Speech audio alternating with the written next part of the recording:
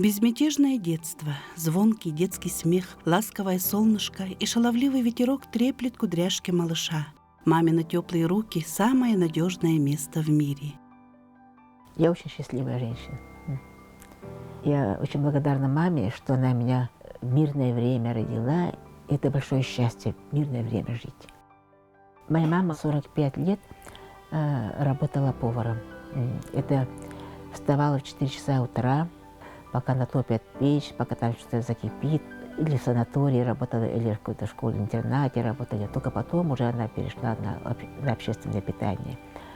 Утром просыпалась, когда она вот отдыхала, да, всегда от запаха булочек, домашних булочек и пирожков. Мама моя всегда пахнет пирожками.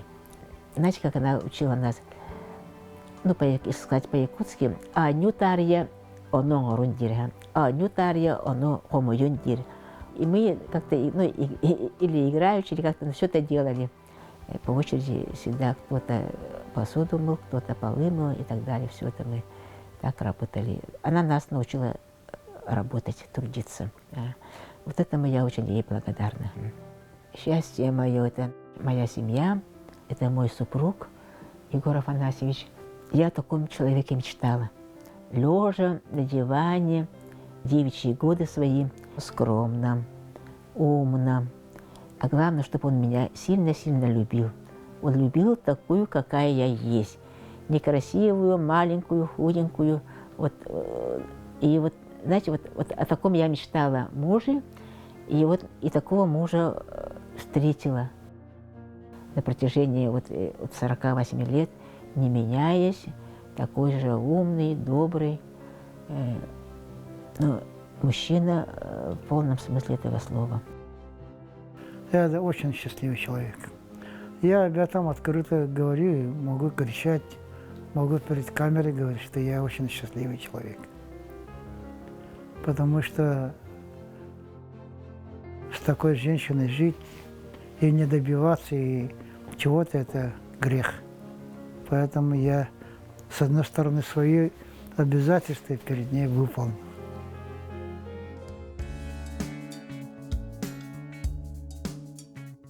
Это было после первого курса, когда мы приехали с практики, сидели с ребятами в общежитии. И вдруг в окошке я увидел 2 девушки, которые лицо не вижу, но как-то они проходили очень знакомо. И мы сразу решили, что это наши землячки. И почему-то такой интерес появился. И вдруг как-то ёкнуло, и мне очень захотелось с этими девушками познакомиться. Вот это был первый случай, когда я ее увидел. А встреча состоялась уже чуть попозже. Мы, ребята, которые учились в Новосибирском сельскохозяйственном институте, отмечали день посвящения в студенты среди земляков. То есть мы, якутяне, собирались на квартире и знакомились с первокурсниками. Мы же как бы второкурсники были. И там я с Проской познакомился. Мы весь вечер танцевали. По сути, она меня не замечала, а я очень крепко уже как-то врезалась эти танцы, эти встречи.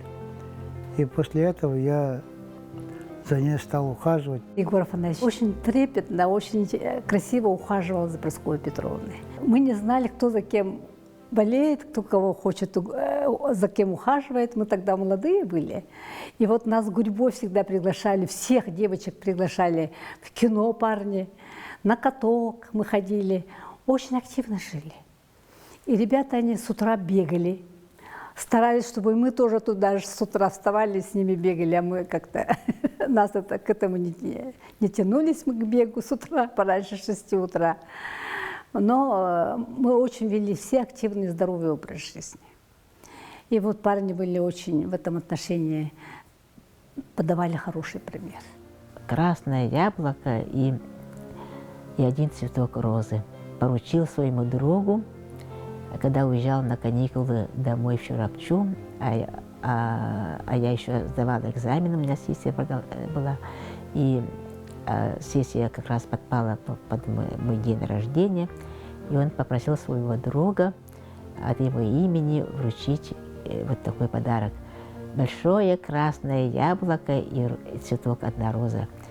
И знаете, это так было романтично, так он вытащил из пазухи, да, зимой же, это 28 января, большое-большое яблоко, и потом вытащил одну розу, да. Я так была удивлена и так была вообще,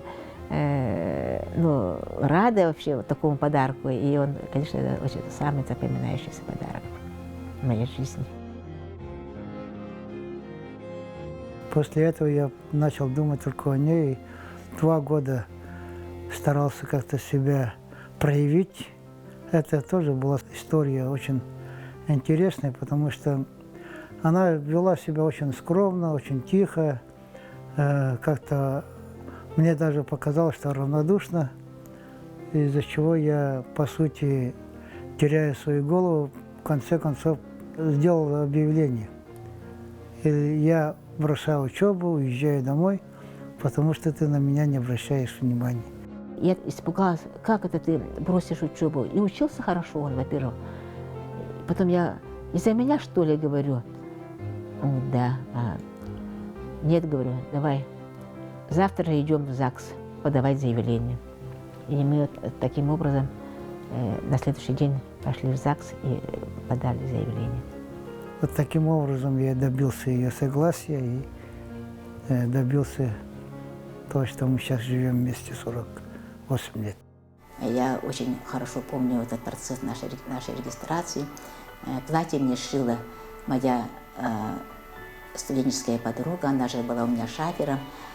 И костюм мы заказывали для Егора Афанасьевича, уже в ателье, все такое. Он меня из ЗАГСа вынес на руках и через всю площадь, такую большую площадь, пронес до машины. И он говорит, я все боялся, что я тебя не успею донести до машины. Он только этого боялся, но вот донес. С большой такой теплотой, всегда, когда я перебираю посуду свою, да, вот эти, поглаживаю эти тарелки, и сразу воспоминания о нашей свадьбе. И у меня со свадьбы наш сохранился чарон, который подарили нам вот наши общие друзья. Тогда из Якутска до Чуровчи самолеты летали. Когда домой приехали, мама, как всегда, готовила оладушки, чай, все, как говорится, по-якутски. И когда Прасковья подошла к матери, познакомились, и потом она на якутском языке Паша говорит, давай я сделаю оладушки. И она взяла за оладушки, а мама так обрадовалась, когда якутские слова слышала от невестки. На этой почве они с моей мамой очень крепко подружились.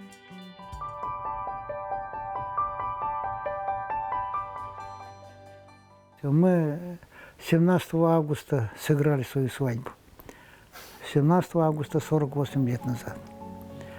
Потом наши дочери вышли замуж. 17 августа сыграли свадьбу. Потом наши внуки 3 свадьбы провели, все 17 августа. Поэтому у нас есть традиция, каждый год 17 августа отмечаем появление 6 семей в один день. Это тоже традиция. Мы будущим нашим младшим внукам тоже твердим, капаем, чтобы они свои такие счастливые дни отмечали 17 августа. Когда старшая дочь родилась, я до 7-го неба был рад, конечно. И поехал в роддом, это Новосибирске. Потом, подъезжая по пути, заехал в детский магазин и купил сарафанчик. Маленький, только шерстяной сарафанчик. И я думал, ребенок-то такой маленький, но я не думал, что еще будет поменьше. Вот сарафанчик купил, поехал в роддом, кричу со 2-го этажа. Она выглядывает, я показываю сарафанчик. Вот, говорю, малышка сарафанчик купил. Она что-то говорит, поближе подошла. Это же, говорит, большие, а у меня совсем маленькие были. А оказывается, это годовалого ребенка надо было одевать, это сарафанчик. Но потом пришлось выписывать уже как бы уже по инструкции, по велению врачей приходилось за ребенком ухаживать. Мы же не знали, как ухаживать за ребенком. Мы же студенты были. Жили на квартире, и вот 40 пеленок, сказали 40 пеленок купить, теплые, простые, потом подгузника сделать, вскипятить воду, там мыть это белье, это детское, потом гладить с обеих сторон. Вот я этими вещами каждый день занимался. Каждый день 40 пеленок двойных. С одной стороны, с другой стороны гладить, кипятить воду. В общем, такую школу мы проходили, и потом врачи сказали, закалите ребенка. А мы помыли ребенка, подняли воздух, не протирали, ничего. Она заработала пневмонию, наша дочка, двухмесячная. Вместо того, чтобы закаливать, мы заработали двухстороннюю пневмонию. Чуть не ребенка погубили. Вот так мы начали ухаживать за своим ребенком. Но потом потихоньку все это обрели. Это было счастье с этим ребенком. Мы оба учились очно. Мы закончили свой курс, ничего не пропустили, учились очень хорошо. И девочки, конечно, первый год у нас была как студенческий ребенок. Когда они уже семьей стали, помню, что дочка старшая родилась, первая, Алена. И они попросили нас всех написать, какое имя нам нравится, выбрать имя для их дочери. И они жили в частном доме. И мы все написали имена, и они потом все завернули их и выбрали с этой большой кучки Алену, имя Алена. И вот у нее студенческая наша девочка Алена. Я всегда ощущала ее опору, ее поддержку. Всегда вот в детстве же всегда ребенок чувствует, да? Вот мама рядом, мама всегда с тобой. Вот это чувство всегда было. Был май месяц, как раз тепло, да, все дети на улице, уже такой подростковый возраст. Что-то я там до 12 ночи, что ли, наигралась, пришла домой, а дверь никто не открывает. И смотрю, стоит чемодан. Мой, чемодан стоит, и дверь никто не открывает. Потом такая стучусь, никто не открывает. Потом заплакала. Ага. Мама, конечно, услышала это, но она ждала, была все равно. Вышла, и все, молча зашли, и все. После этого я уже допоздна никогда не играла. Самая большая мамина школа – это вот любовь безусловная, да, ко всем. К детям, к родным, к мужу. Ну вот, чтоб не требуя ничего взамен. Вот надо любить. Вот это вот от родителей наших нам очень сильно передалось. Второй ребенок уже вчера родился. Там никакой кипяченой воды, никакой там глажки двусторонней, там простые пеленки. Второй ребенок в чурачинской воде, сырой воде, вот так она выросла. Поэтому два ребенка, два разных подхода, но с опытом. А младшей дочери у Прасковьи отчим с нами жил.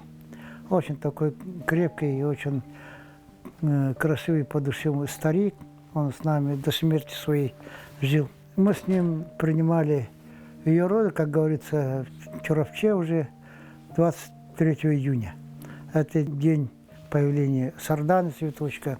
И сразу, без никаких споров, раздумий, дали имя Сардана. 28 января – самый светлый день для нашей семьи. 28 января – день рождения нашей мамочки, любимой мамочки. Мама для меня самый близкий мой человек. И когда уже стали подростками, мама стала для нас подругой уже. До поздней ночи мы с ней могли посекретничать, разговаривать, да, когда даже готовили там заготовки на зиму делали, да, пельмени готовили. голубцы готовили. Это все с детства у нас уже традиционно каждую зиму. И вот за вот этими заготовками мы очень так тепло всегда общались. Очень тепло сохранилось у меня вот это ощущение.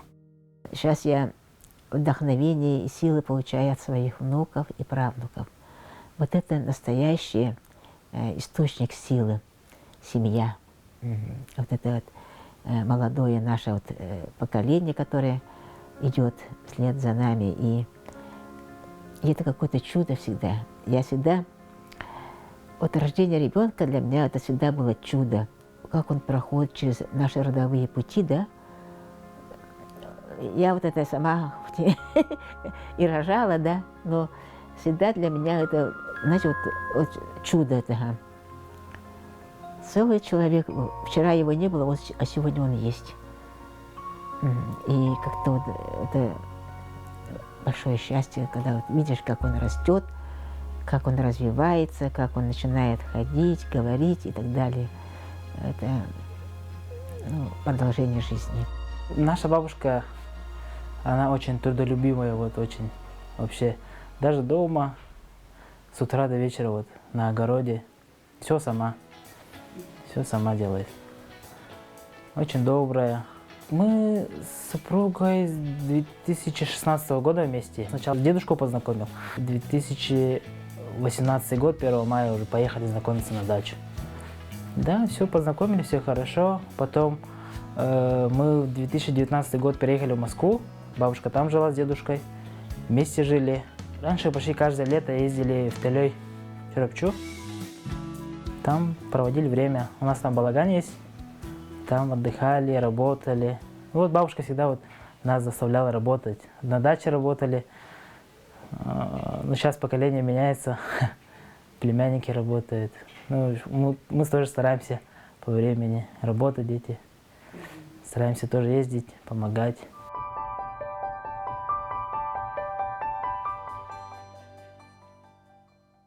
Философия нашей дачи в чем заключается? Чтобы здесь нашли свое место и мужчина, и женщина, и дети, чтобы оно стало центром отдыха, общения, труда. Центр, который объединяет всю нашу большую семью. И, конечно, если люди должны получать не только какие-то трудовые, там, молодежь, да, трудовые навыки, но и получать полноценное общение и отдыхать. Дом охотника, он называется так, потому что Егор Афанасьевич у нас любит тоже и охотиться, и как-то показать, что это именно уголок для мужчин, и так его назвали. И обустроили.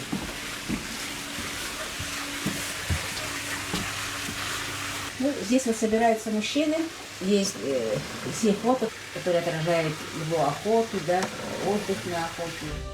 Семечко, с любовью посаженное в землю, всегда дает красивые плоды. Прасковья Петровна с удовольствием показывает и рассказывает о своих цветах и саженцах. Уже наливаются сочные грозди смородины, любимая вишня радует спелыми ягодками, а огурцы все как на подбор, тугие и ярко-зеленые.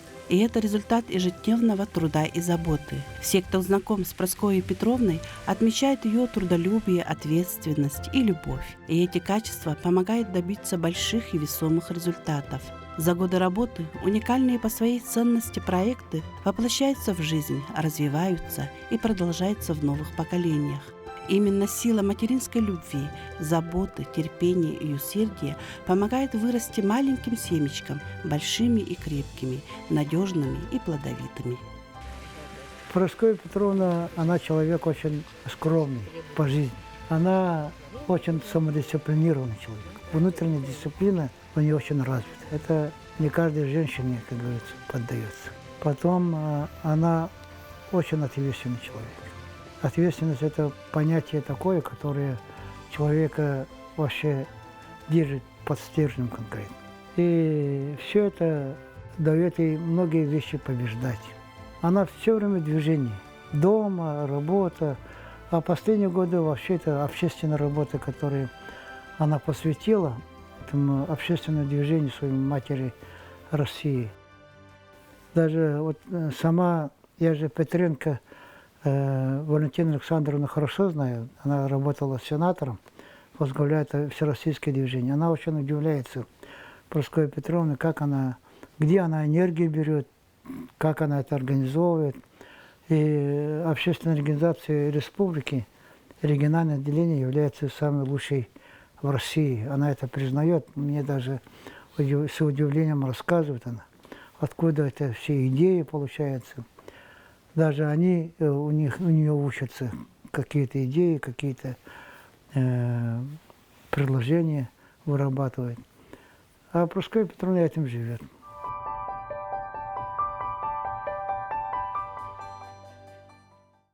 Для меня Прасковья Петровна, знаете, как родная сестра.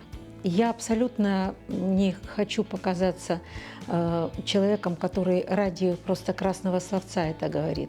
Она действительно вот для меня и в моей душе, и в моем сердце занимает большое место. Это человек, прежде всего, а я сужу о людях, о том, какие они как люди, какая у них душа, о чем они думают, какие у них вообще цели в этой жизни, о чем они мечтают, какие они, вот внутреннее содержание человека. И поэтому, когда потом говоришь о работе, о деятельности, это, конечно, этим живет человек. И это очень важно. Но он тогда этим живет, когда у него есть вот внутри тот стержень, благодаря которому он реализует себя так, не по указке, как ему велит душа, велит сердце, как он это понимает.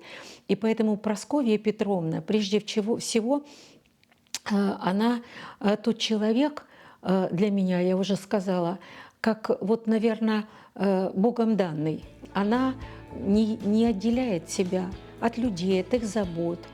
Она душой переживает так и сердцем, что у нее одно желание помочь. Безусловно, организация, которая есть сегодня в Якутии, она надежный соратник и помощник и законодательной власти, и исполнительной власти на местах. Потому что те проекты и программы, которые реализуют наши высокие уровни власти в регионе, это очень важные проекты, которые даны президентом прежде всего и реализуются и направлены на человека и для человека. И поэтому наша организация, я считаю, как никто другой, стоит рядом для того, чтобы помогать, для того, чтобы участвовать в реализации этих проектов и для того, чтобы был обязательно результат. Очень много проектов, связанных и родоначальниками, первопроходцами во всей стране, стала именно Прасковья Петровна со своим отделением, с нашим отделением «Матери России» региональным. Это праздник девочек и праздник сынов, праздник мальчиков. Вы знаете, удивительно, когда она рассказывала об этом на конференциях, в зале была такая тишина, что можно было слышать биение некоторых сердец. У кого-то тахикардия была. Почему? Потому что это было настолько интересно. И насколько она рассказала, какие результаты, что благодаря этой работе, которая не разово проходит в день отца, то есть в день сына или в день девочки, как будущей матери, да, а здесь как будущего отца, а что она проходит систематически. У нас есть музей, который мы создали, музей «Материнская слава Якутии» называется. И в этом музее мы показываем многодетных семей, многодетных матерей и показываем наших руководителей женщин республики, которые достигли таких своих в карьерном росте высот, но и в то же время они все матери. Показываем, сколько у них детей. И когда, конечно, там председатель Верховного Совета, да, имеет 4 детей, да, и она сама достигла таких вот высот, да, сочетая материнство и такую высокую должность, девочки уже задумываются, да, что, оказывается, можно все это сочетать. И мы показываем, когда даже повесили список, да, наших матерей-героинь первых, это в 2017 году, когда они получили звание «Мать-героиня Республики Саха-Якутия» с денежным вознаграждением в 1 миллион рублей. И мы все это рассказываем. И когда они там даже находят своих знакомых, даже свою бабушку нашли, да, там, ага. И, конечно, у них потом говорят: ой, я тоже буду многодетной. у меня тоже будет много детей. Ну, вот с такими словами уходят некоторые девочки. И это очень хорошо. Я считаю, что когда вот мы рассказываем о семейных ценностях, да, и о семье, потому что семья – это та ценность, которая это общечеловеческая такая ценность, которая мы должны эту ценность беречь, сохранить, и главное, вот это созданием семьи работать нашими девочками и с нашей молодежью. И, конечно, когда вопрос стоит создания семьи в любом возрасте, и родители должны это все поддержать. Так считаю. Музей посещают обычные граждане, участники различных семинаров, мероприятий, из города Якутска, улусов, из других городов России, студенты, школьники. С 2022 года начали проводить экскурсию в нашем музее для школьников города Якутска и его пригородов. С 2017 года по 2024 год музей посетили 7181 человек. Музей стал центром воспитания школьников, молодежи, отношений к матери, к пропаганде семейных ценностей. И они очень интересуются матерями наших высших должностных лиц. Им очень интересна награда многодетных матерей. В 2016 году в поселке Айхал был извлечен алмаз весом 83,59 карат, которому по приказу акционерной компании «Алроса» дали имя Матери России, что показывает большую признательность к общественной организации Матери России. Основной целью зала Прасковья Петровна определила любовь к матери как к высшей созидательной силе общества, любовь к родному краю, да, к истории родного края и, конечно, пропаганда семейных ценностей. Так как музей посвящен матери, мы решили сделать, что этот зал должен быть светлым, уютным, комфортным, да, как сама мама, ну и, конечно, символизировать дом, семью. В центре Аллукмас дали в форме балагана, который символизирует отчий дом, да.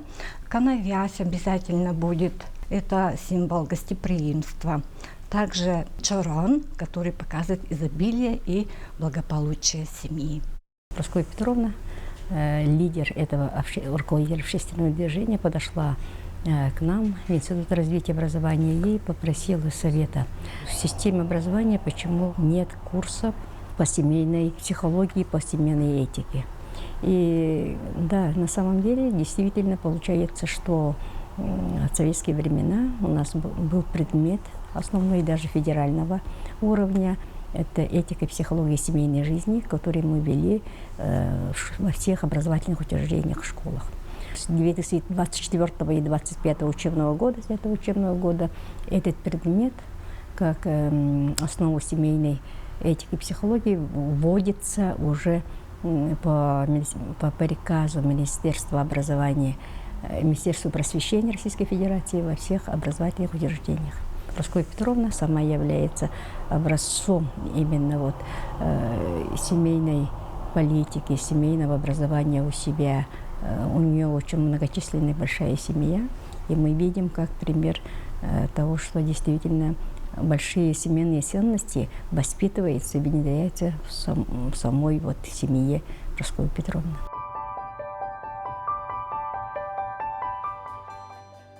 Я остановлюсь на двух таких ключевых проектах. «Здоровая мама, здоровый ребенок», который был разработан совместно с Министерством здравоохранения еще в 2014 году.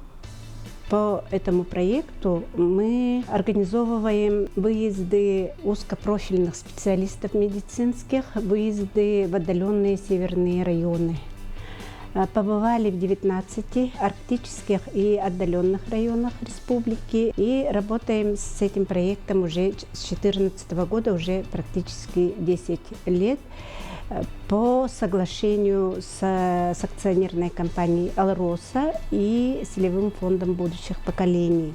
Помимо того, что организовываются выезды с нашими республиканскими врачами, наша организация «Матери России» еще организовывает приезды ведущих российских специалистов из Москвы, Санкт-Петербурга, Новосибирска, Хабаровска. Например, в этом году приезжал очень известный детский кардиохирург Константин Налимов из Хабаровска и проводил операцию новорожденным малышам на сердце с очень такими тяжелыми патологиями. В 2019 году наша организация выиграла грант для некоммерческих организаций. Грант назывался «Бессмертный материнский подвиг». Вот по этому гранту была проведена очень большая работа в 6 вузах республики. Была поставлена цель выявить имена матерей, которые потеряли своих сыновей на фронтах Великой Отечественной войны. И по итогам этой поисковой работы, где нам помогали очень общественники в районах, краеведы, архивные работники, школьники, выявили 1151 имя матерей.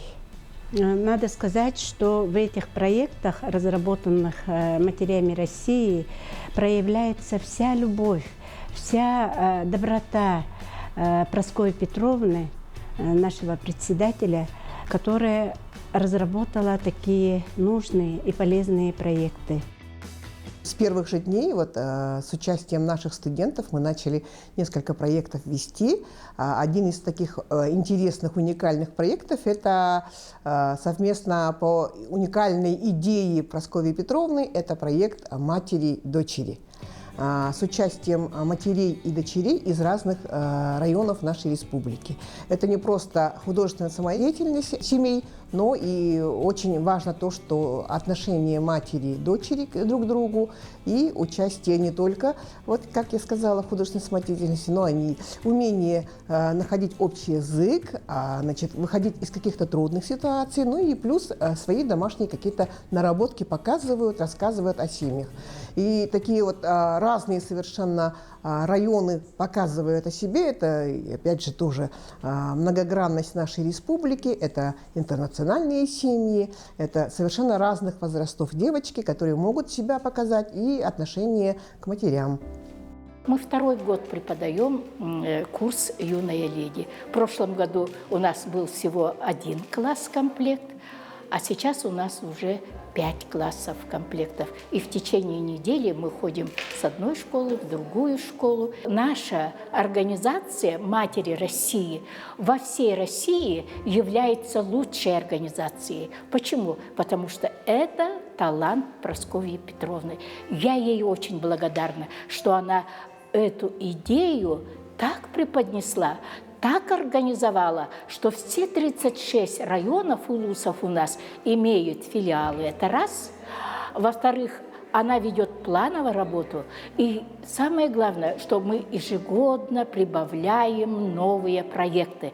И с прошлого года у нас появился проект «Юная леди». И поэтому я считаю, что Прасковья Петровна – это талантливый организатор, очень талантливый организатор. И благодаря ей наша организация является лучшей в России. По проекту «Школа юной леди» наши девочки занимаются с осени, сентября месяца. Туда ходят ребята с 5 по 8 класс.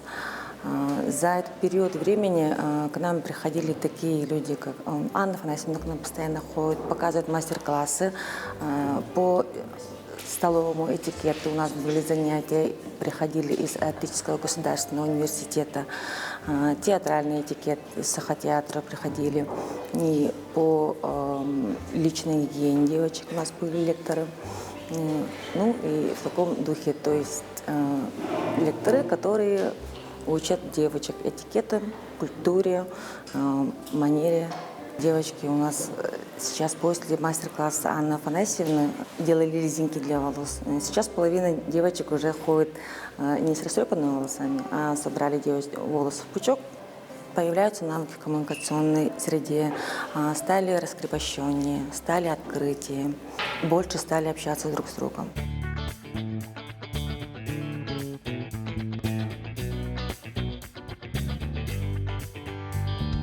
Я рано потеряла свою маму. У меня старших сестер и братьев никого нету. И как бы вот Прасковья Петровна, она меня всегда вела. Давала советы, даже вот помогала, как сказать, финансово. И у нас вот есть за городом частный дом, и всегда нам помогала вот летом рассадой. Были у нас и куры. Вот все это Прасковья Петровна нам помогала. И всегда советами. И в 1 сентября для детей она нам выделяла финансовую помощь. Вот в Новом году тоже. И вот мы дружим вот вместе с Прасковьей Петровной. Она очень душевный и добрый человек, и понимающий.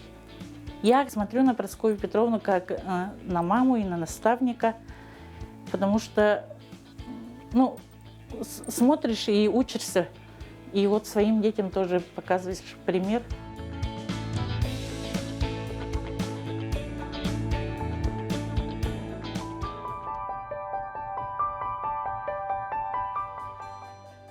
Когда вот человека давно знаешь, и разговоры же тоже меняются. Пока молодой, там что-то новое узнал по работе, это что одеть, куда пойти. И дальше дети как растут, как учатся, как с семьями стали. Побывали в нескольких свадьбах, потом уже и внуки начали жениться. И знаете, вот очень позитивный человек Прасковья Петровна.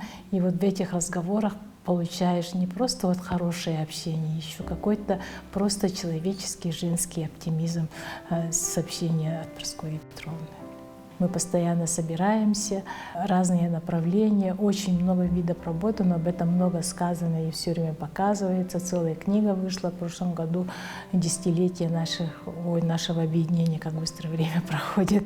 Отмечали, тоже очень хорошее мероприятие прошло, хорошая книга вышла.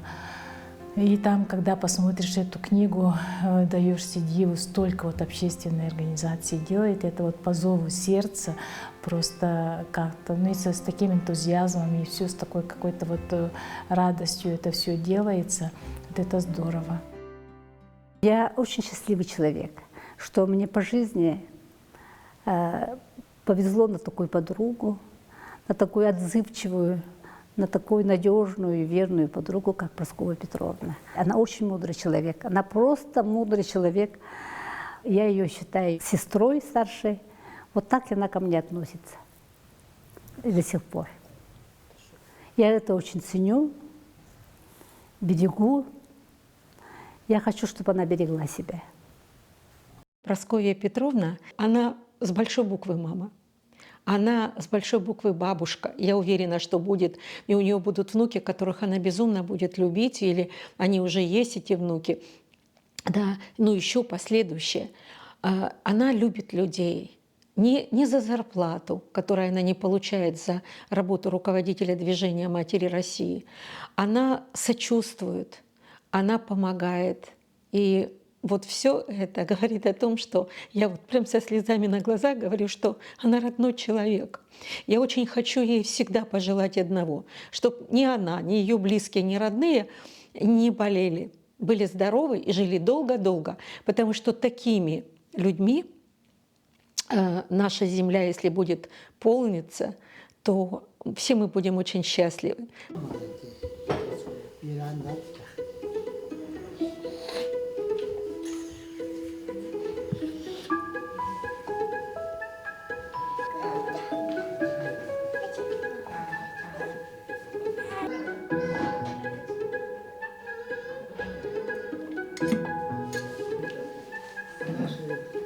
Братья с сестрами забрали.